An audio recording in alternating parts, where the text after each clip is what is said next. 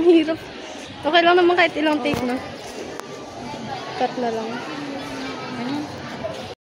This is your favorite Lou. And your lovely Isha! So ngayon, ipapakita namin sa inyo ang mga tradisyonal At kultura ng Pilipino. O ano na? Tara na? Go na!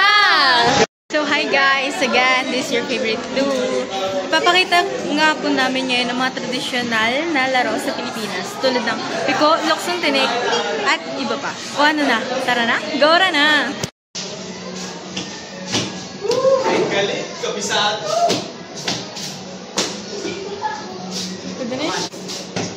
Ginagawa mo! Mali-mali! Wait lang. Kaya mo yan! Wala nang pita! Oh, dalawang pa! Marami tayo magawa! Sabi mo na ako. Ako na nga sabi na lang. Dalawa na kayo. Ayan nyo? Oh, pwede na yan! 1, 2, 3, go! Ang itik na mo! Baka baka na yung niya. Isa namin yung pilat.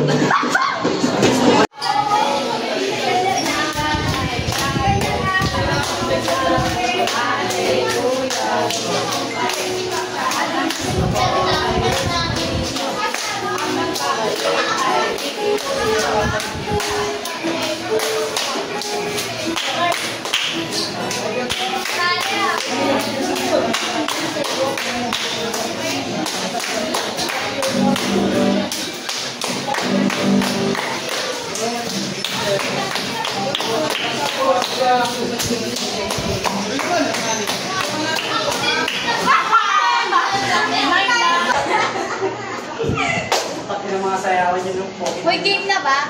Okay na, 1, 2. Pamela 1, Pamela 2, Pamela 2, Pamela 3, Pamela 3, Pamela 2. Pwede na tayo.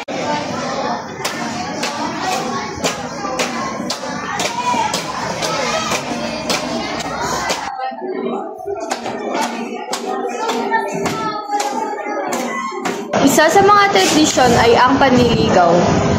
Ang tradisyon ng mga gawain tulad ng harana. Ang harana ay ang pag-awit ng mga romantikong awitin sa ilalim ng bintana ng babae.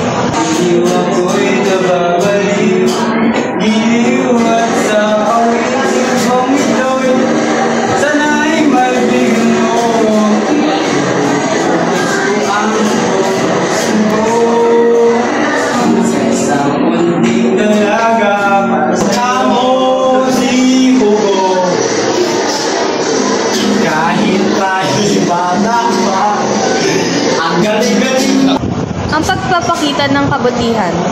Pagpapakita ng kabutihan at pagmamahal sa pamamagitan ng mga simpleng kilos.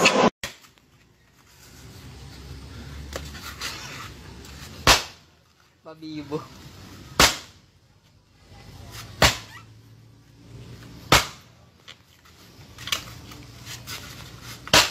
Balitak yung ano no.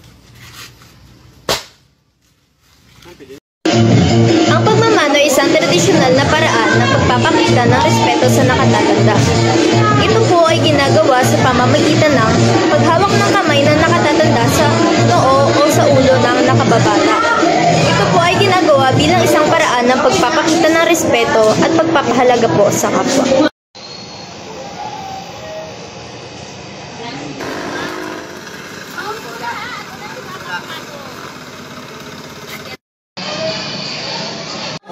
Editor, hi! Wala, Isha! So again, this is your favorite Lou. And your lovely Isha. Now signing off. Bye-bye! Hi, guys!